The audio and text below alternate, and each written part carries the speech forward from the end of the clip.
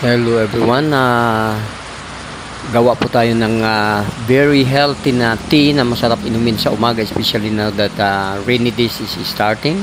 Nagkakaroon na po ng mga thunderstorm ngayong buwan ng Mayo 2024.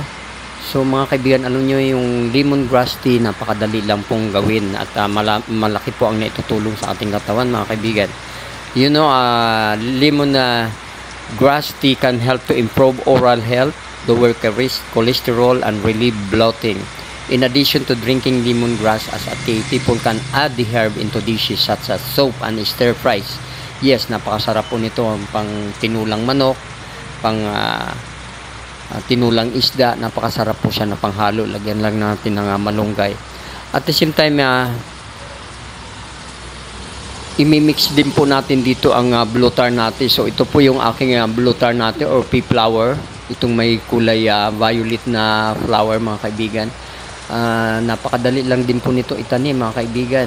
Vine po siya at gumagapang siya papunta dun sa aking guava.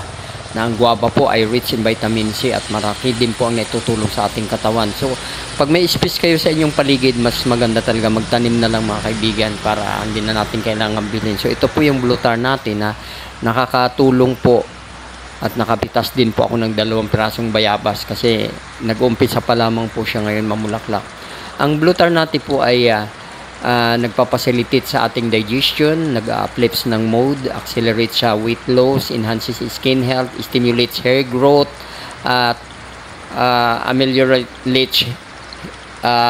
ameliorates diabetic condition, uplifts cardiac wellness, and promotes healthy eyesight. So maganda po ang blue tar natin. So ayan na po mga kaibigan, in-steam natin ang lemongrass. Ilang minutes lang po yan, mga 10 minutes.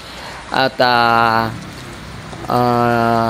napakabango po, ang bango po ng kanyang aroma mga kaibigan, at ang sarap sa pang-amoy. So ito na po, nilagay ko na po sa isang cup ang steam na juice nung lemongrass, at saka hinalo ko na rin po ang flower ng blue tar natin, pero tinanggalan po siya ng sipal, yung petals lamang po. At the same time nilagyan ko po siya ng lalagyan ko siya ng kalamansi or lemon mga kaibigan.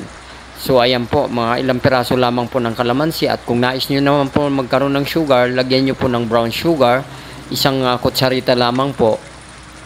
At the same time, kung meron naman kayong honey, mas pinaka-the best po yung honey mga kaibigan. So ayan na po, tapos i-cover lamang po natin para absorb yung bulaklak ng blue tar natin doon sa lemongrass tea. So ginawa ko po ngayon to 3-in-1, kalamansi, lemongrass tea, at saka blue tar natin.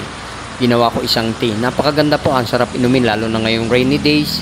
Napakasarap uminom at healthy po siya, talagang very healthy po siya, dahil me as a 65 years old, a senior citizen, malakas po ang aking kalusugan dahil lagi ito po ang ginagawa ko. Umiinom po ako at the same time kumakain ng fruits and vegetable with exercise. So ayan po mga kaibigan, ang ating finished product. Pwede na pong inumin. Okay lang siya inumin, empty stomach pagising po sa umaga, mas maganda, mas effective po siya. Ang lasa po ng blue tar natin, para kang kumain ng okra. Pwede mo rin siya kainin mga kaibigan. So hanggang sa muli mga kaibigan, thank you for watching. Please don't forget to subscribe, like, and share. At hanggang sa susunod na ating mga vlog. Ingat-ingat. God bless everyone, and bye-bye.